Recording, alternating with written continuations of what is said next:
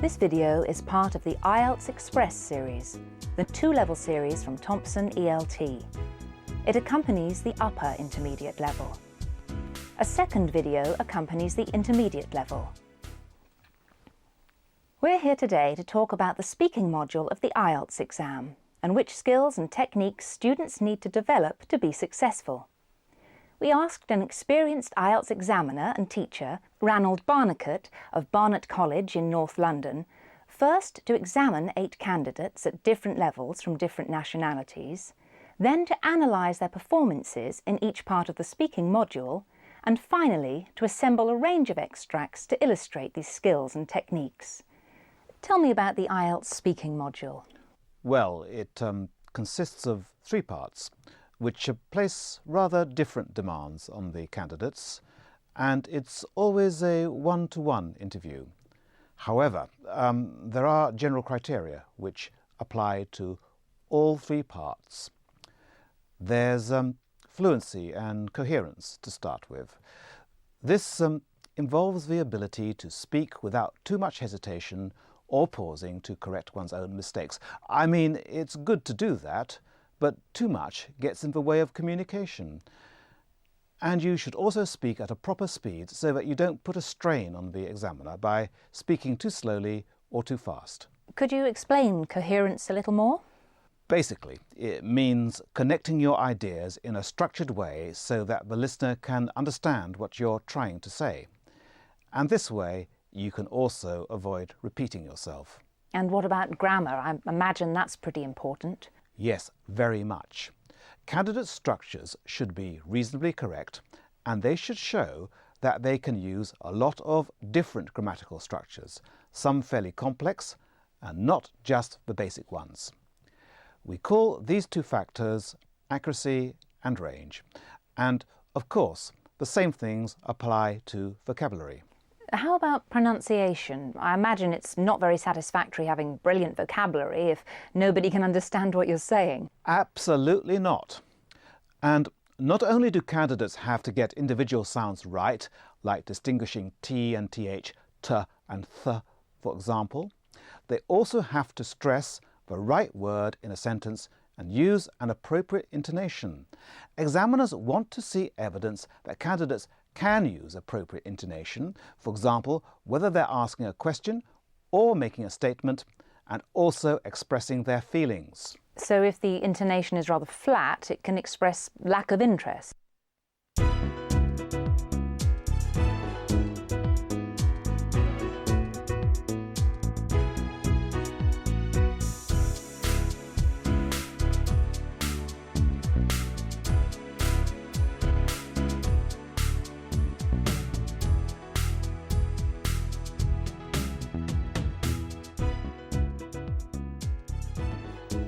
In part 1, the candidate has to answer a number of questions about themselves, their hopes for their future, their education, or their jobs, any hobbies they may have, or sometimes customs and lifestyles in their countries. And what should candidates focus on when answering these questions?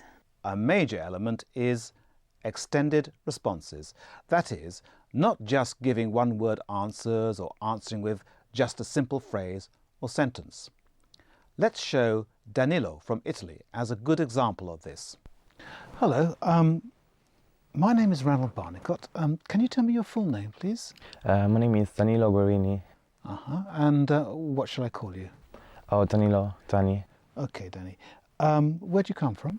I come from Italy, from the south of Italy. Thank you. All right, so what I'm going to do first is ask you some questions about yourself, and I'm going to start with your studies. What are you studying? At the moment I'm doing a foundation year at Barnet College because I would like to go to university hopefully next year. And I'm studying a course of Ielts, an IT course and a general English course. What do you hope to study at university? I would like to study European studies, which involves politics, international relations, and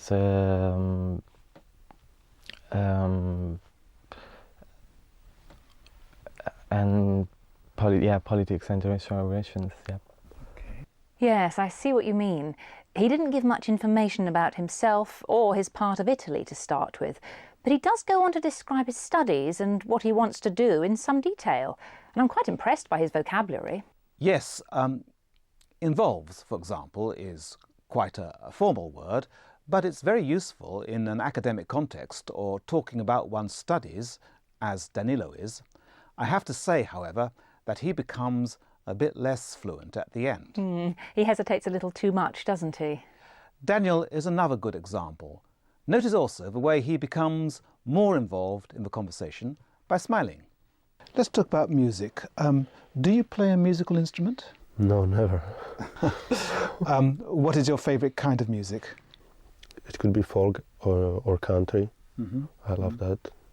So in my country, it's very popular folk music. Yes, but I'm reminded about what you said about intonation. It is a bit flat in Daniel's case, isn't it? Candidates should have a rising and falling intonation. It makes them sound interested and engaged in the conversation. Very flat intonation can make the candidate seem bored and uninterested and can have a negative effect on the listener. Is there anything else you can suggest? Fillers. It is important that candidates use these to fill the gaps in conversation. They also buy them time to think. Phrases like anyway or you know, actually, etc. Here are some common ones. First of all, boya. I want to choose because I like to be a producer in the future and to do some programs for people. What do you find most interesting about your subject? I think is produce programs, the process when I do it, and I think I can find some interesting things in it. Boya uses I think. Now, watch these clips of Panil. What are you studying? Well, right now I'm studying English. It's an English foundation course. It's a 1-year course. Yeah. Why did you decide to study that subject? Well, I want to become an actress and I want to study here in London. So I want to perfect my English and I thought this would be a good course. And also I get practicing taking the Ielts, which will show what level my English is at. What kinds of music are most popular where you live in Norway? Probably American and English pop music. Yeah. Well, in the first one, she uses well a lot, and in the second, she uses yeah. The yeah is interesting. She's using it to show that she's finished speaking.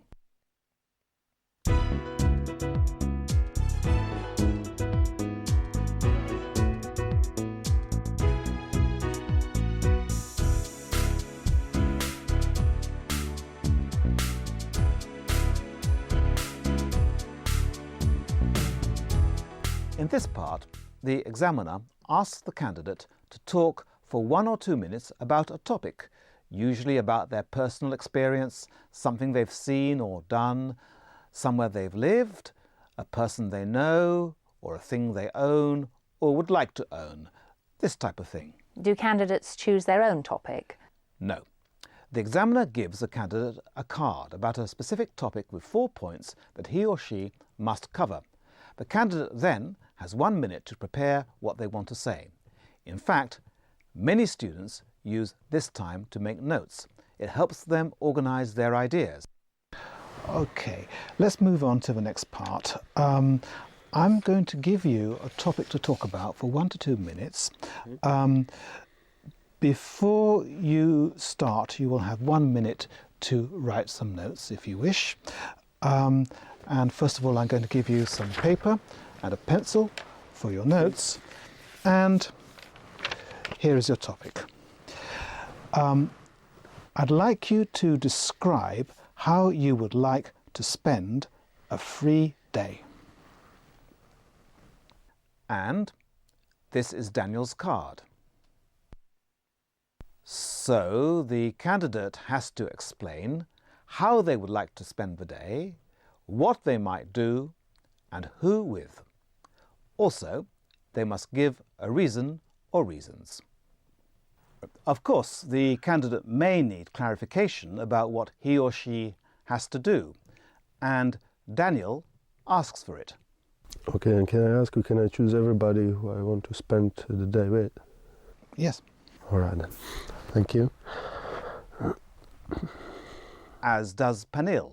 I'd like you to describe how you would like to spend a free day. Okay. Is it like here in England at this time, kind of? Anytime you like. Okay. So Daniel asks if he can start by describing the person he wants to spend the day with, and Pernille wants to know if she has to talk about a specific time or place. That's right. If a candidate is not sure about the instructions, it's a good idea to ask. That way they can be more confident that they are doing the task correctly.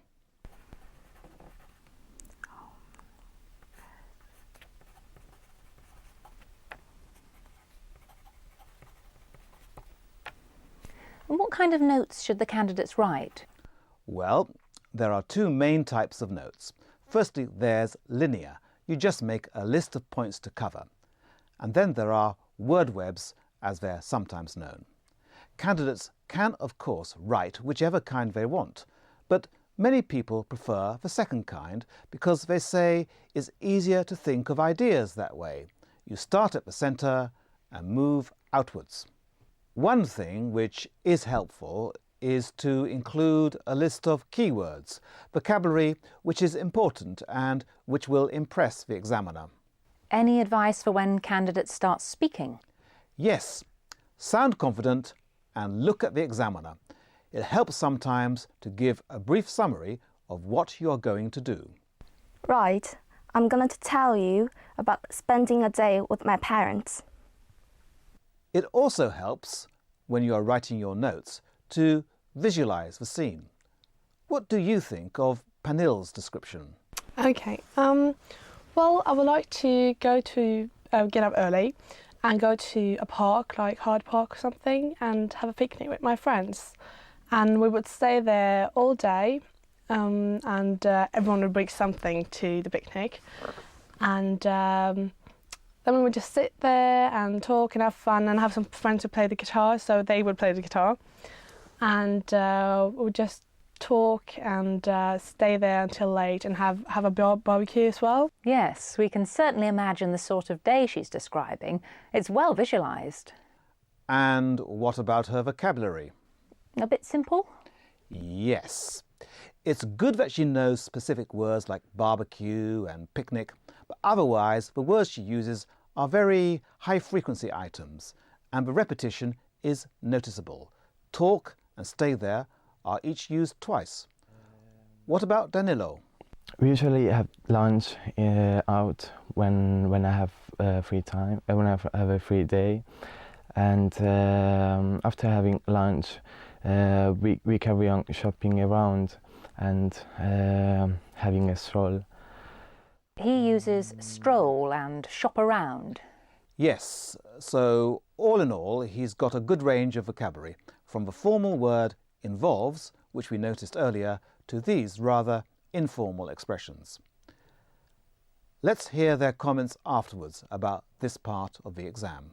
Okay, so what I found helped me was that I visualised the scene when I was talking about my free day. And I could actually see myself sitting in the park having a picnic, and then I could kind of grasp the details of what I wanted there. So that really helped me. And what I didn't do was write down key words and vocabulary. And I found that I repeated myself quite a lot because I didn't do that. And also I kept my language quite simple. I didn't say any big words. And I thought I should have. And also writing keywords helped me remember what I had to say, like having a stroll. Writing it down, it helped me to remember it. So I think it's really helpful. I'd quite like to hear a whole part too. All right, here's Danilo. All right. When I have a free day, I like to go to central London. I usually go with my girlfriend. We usually go to Camden Town, where there's a big market. Actually, there are 2 or 3 markets. I like shopping around and looking at the different things that they show there. I also like going to Oxford Street and Leicester Square. They are really different from Camden Town, and that's what I like of London. That it's really different. You can find different, like 2 or 3 cities together. We usually have lunch out when I have free time, when I have a free day, and after having lunch, we carry on shopping around and having a stroll.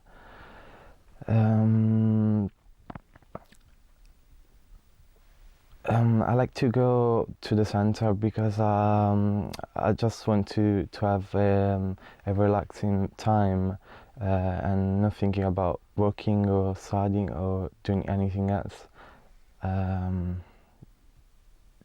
Just doing what I want to do, really. Okay. So do other people that you know like to spend the day in the same way? Yeah, I got some friends who I work with, but we usually go out during the night, the evening. We go to some pubs in central London, and sometimes we go shopping or just looking around. Well, that seemed to be pretty well organised. What did you think of his grammar? A good range and quite accurate. Yes, he uses after having lunch, some friends who I work with, so he uses quite complex forms. What about his pronunciation? Very clear, but again rather monotonous intonation. Perhaps he needs to sound more lively. Yes, as we mentioned before, speaking with a rising and falling intonation pattern will make you seem interested and engaged in the conversation.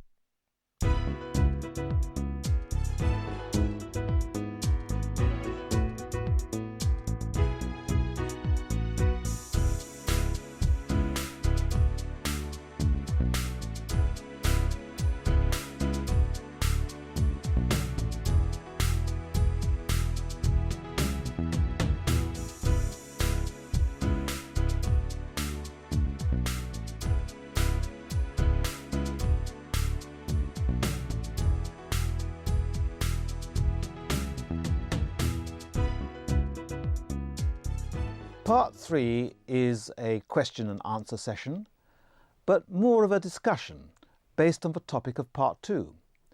Candidates have to be able to cope with questions about the environment, educational system, and, in general, issues facing either their country or the world. So it's more abstract. Yes, and it helps to know what is going on in the world. What if a candidate doesn't understand a question? Well, just like in Part 2, he or she should request clarification. Let's see how Boya does this. Now people want to have more higher educations because they want to get a good job, so they don't have much more time for leisure. Okay. What effects on society do you think any changes in the ages at which people retire might have? Sorry. There's talk about changing the law about retirement age, Yeah. making it possible for people to retire later. Okay. What effects will this have on society? Oh, so you mean is the retired age for people in this society? Yeah. What I know in China is people probably at age 50, they probably will retire. And what will candidates be asked to do? To express an opinion, appropriately introduced by I think, or in my opinion, etc., and backed up by evidence. Let's see what Danilo uses. Do you think that people generally have enough leisure time? No, I personally think that nowadays people don't have a lot of free time, and He says, I prefer to think. Now, Boya.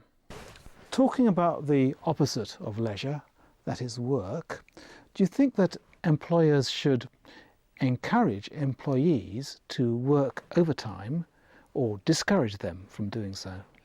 I suppose not to do that, because it's better to encourage them, to make them, let them know what they want to do, and they can do it by themselves to work harder and to make the work better. Yeah.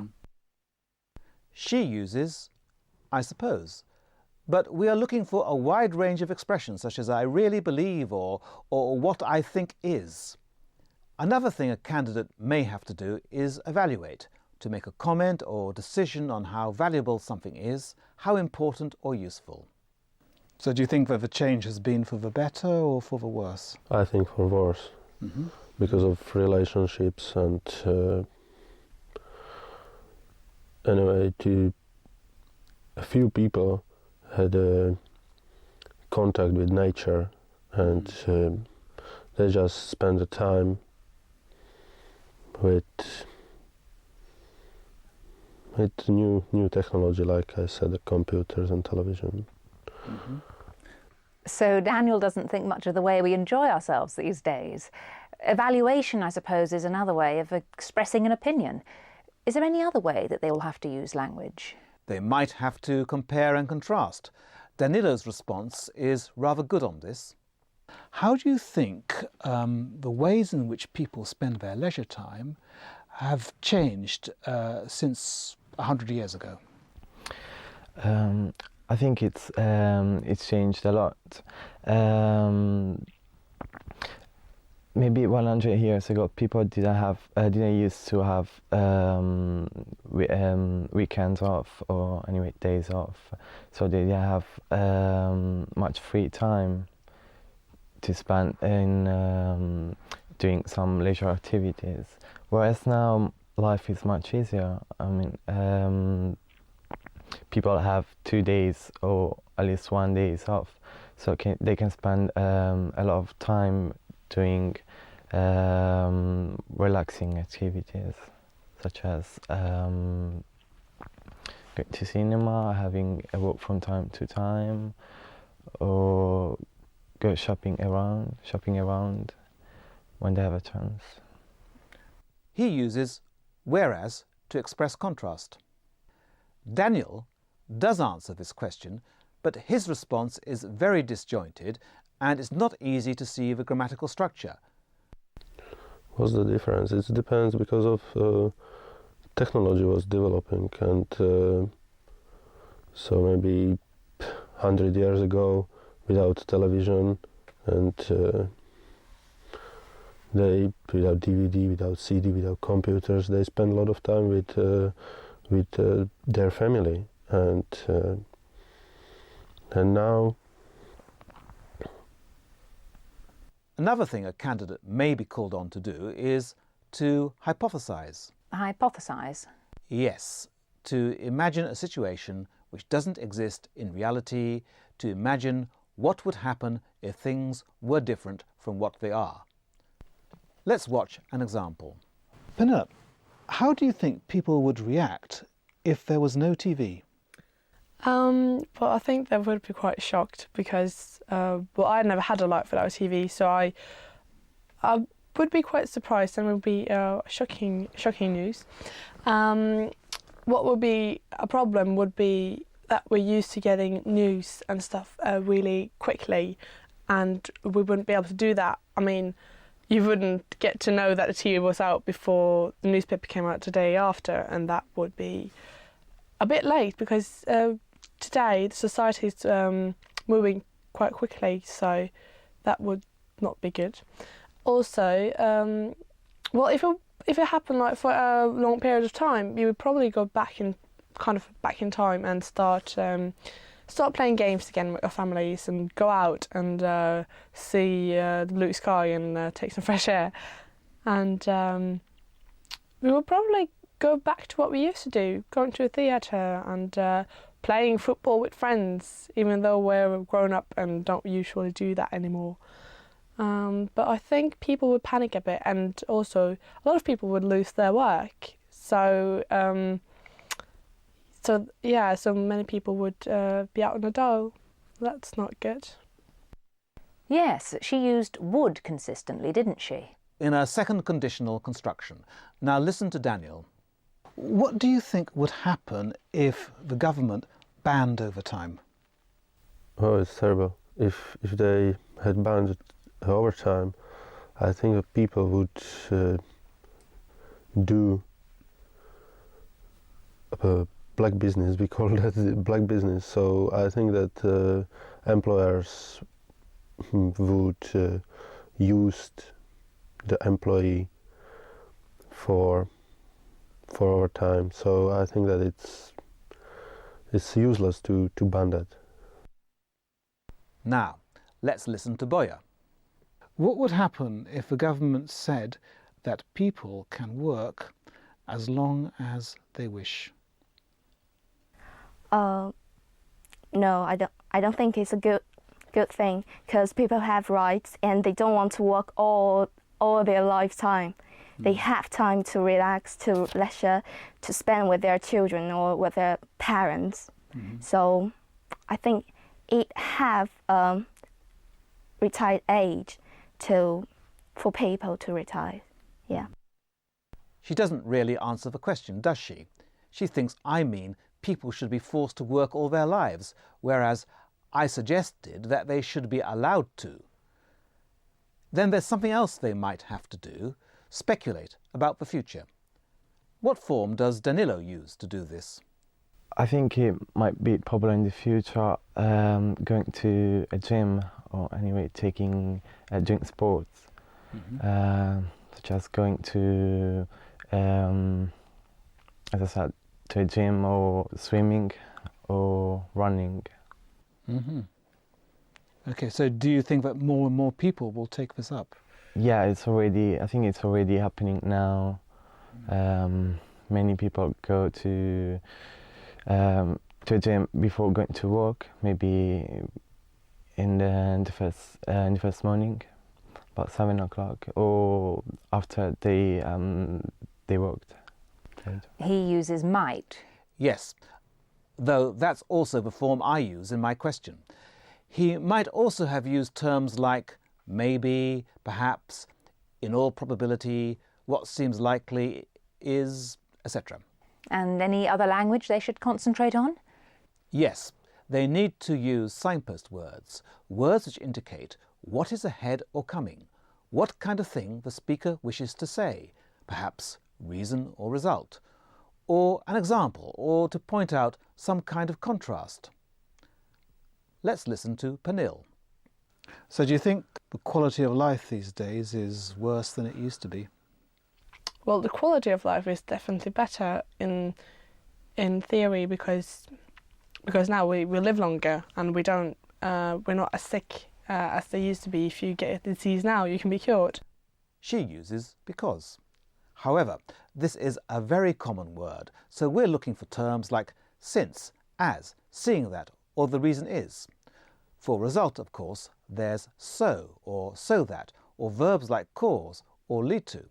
And in this clip, Pernille uses some quite advanced vocabulary. Of course, entertainment is a very big industry these days. What kind of impact does that have on our lives? Well, I think all people are, in some way or another, are affected by the entertainment industry. She uses affected by. Yes, and she could have also used words like impact or influence. Now, in this clip, Daniel introduces an example. Let's take the opposite of leisure, that is work. Do you think employers should encourage employees to work overtime or discourage them from doing it? I think that they could be encourage them, but it depends of the work as well. Because, for example, if I'll do my work during my normal hours, and I'm not able to do everything, and I will do hard work. So then I have to take overtime as well. So I will expect from my boss that he will encourage me, or maybe he will help me. Mm-hmm. Yes, he uses for example, but we can also use such as or for instance. Or an example is, let's take as an example, etc. You also mentioned contrast. Danilo used whereas earlier to express this. Yes. What does he use here? Do you think that people generally have enough leisure time? No, I personally think that nowadays people don't have a lot of free time, and they many people are workaholic and they prefer to spend their time working. But in the other hand, there are other people who would like to have more leisure time, but they can't because they have a lot of fees to pay. So they spend more time working rather than having free time. On the other hand, except he said in the other hand. Exactly. Something else, although we haven't got any examples, is to outline your response. For example, there are 2 things I can say about this.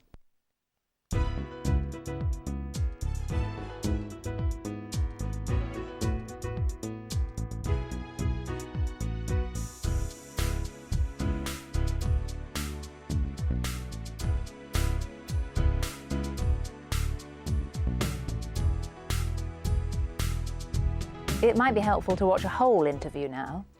Well, here's Boya.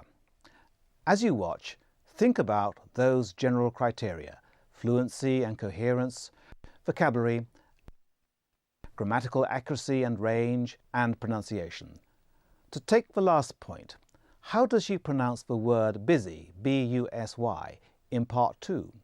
Does she make an effective use of stress and intonation? But, above all, is she clear enough? In part 1, are her responses extended enough or too brief? Does she use fillers to give herself time to think? Yes, and in part 2, does she continue as confidently as she started? Also, maintaining eye contact is very important.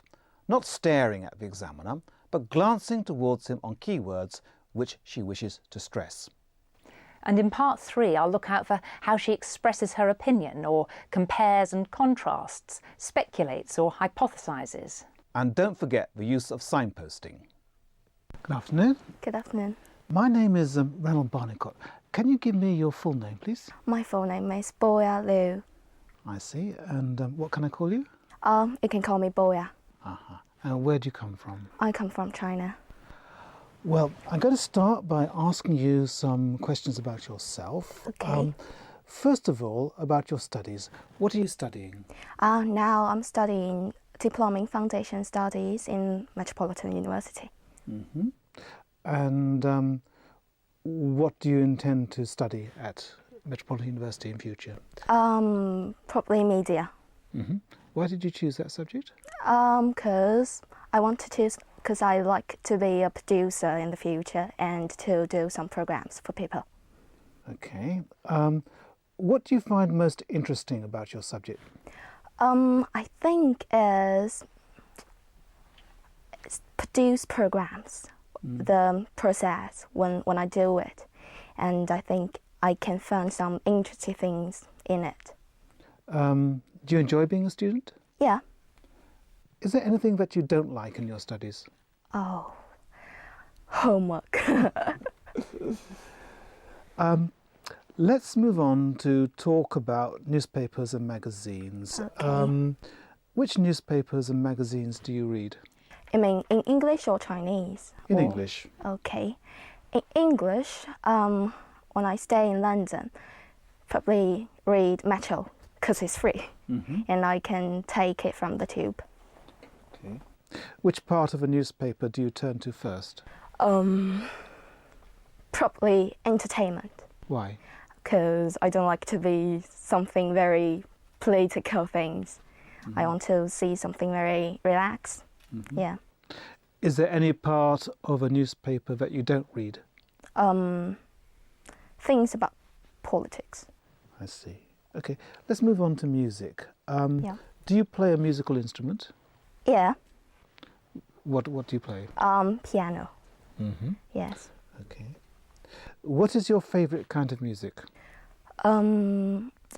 All kinds, if I like it. I think it's all beautiful music, but especially as classic. Yeah. What kinds of music are most popular where you come from? Now in China is pop music. Yes, and lots of pop stars sing pop songs. Okay. Do you think it's better to listen to live music or recordings? I think for me, I think it's better to listen to record music because it's better. But I think if you want to be a good singer, it's better to have a live music, and it can show your skills of the music and your voice. Okay, let's move on. So the next part, I'm going to ask you to talk about a topic Okay. for 1 or 2 minutes. Firstly, you will have 1 minute to prepare the topic and write some notes if you wish.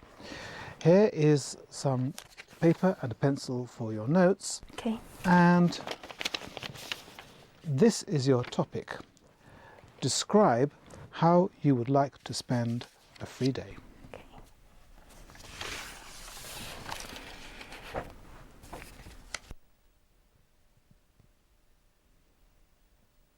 All right? Yeah.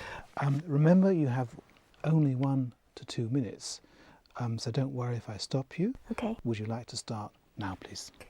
Right. I'm going to tell you about spending a day with my parents.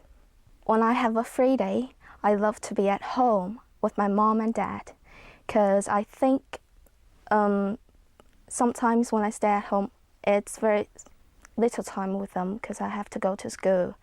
And these 3 days, when I'm with my mom and dad, I can talk with them, chat with them, and show what was the life in my schools, and let them know what happens and what I'm now and what's difference between now and past. And I think it's a good way to improve the relationships with parents like this. And after that, I like to listen to the music and to relax myself, because the studies in school are very busy and also very boring. So I want to do some things really can relax me and just forget things in the school. And why I would like to spend the day like this is, first of all, it can relax myself, and secondly, it can improve the relationship with my parents, and thirdly, it's I think it's good for health going out instead of stay at home. So that's all. Yeah. Okay. Do you think you'll be able to do this soon? To spend the day with your parents, as you said? Now I don't think so, because I'm in London, they are in China. Mm-hmm. Yeah. Okay. So we've been talking about or you've been describing how you would like to spend a free day. Yeah. I'd like to ask you some more general questions Okay. on the same theme. These days, do you think that people generally have enough leisure time? I don't think so, because these days are more competitive than before. So people are more likely to spend time in work, earn much more money to make the life better. Yeah. So I don't think it have enough time for them to leisure. Okay. What kinds of leisure activities do you think might be popular in the future? In the future, I think probably stay at home. Mm-hmm. Yes, because they stay at home and do something they want. Don't do things somebody let you to do. It's just relax. Mm-hmm. Yeah. Do you think that we need technology in order to use our leisure time effectively? Technology, I don't think so, because you know, if you use the technology to leisure, probably it will use your brain or use your body to do some sports. I think leisure is just relax, just stay at home and lie in the sofa and watch some TV or something like that. Okay. How do you think people used to entertain themselves, say, 100 years ago? Hundreds of years ago. Oh, it's so long time. When they didn't have television or CD players? Probably chat around with people they live with and stay at home and do something they like. And if they're not like to chat with people, just stay at home. Yeah. Okay. Do you think that education influences the ways people spend their leisure time? Education. For me, I think it is, because you know, now people want to have more higher educations because they want to get a good job, so they don't have much more time for leisure. Okay. What effects on society do you think any changes in the ages at which people retire might have? Sorry. There's talk about changing the law about retirement age, Yeah. making it possible for people to retire later. Okay. What effects will this have on society? Oh, so you mean is the retired age for people in this society? Yeah. What I know in China is people probably at age 50, they probably will retire. But I don't think it's a good age, because you know, now the life are better and better, so the life expectancy is longer. So I think it can be 60. It's better to retire. What would happen if the government said that people can work as long as they wish? No, I don't think it's a good thing, because people have rights and they don't want to work all their lifetime. They have time to relax, to leisure, to spend with their children or with their parents. So I think it have retired age for people to retire. Yeah. Okay. Going back to entertainment, are there any forms of entertainment that you disapprove of? I disapprove of is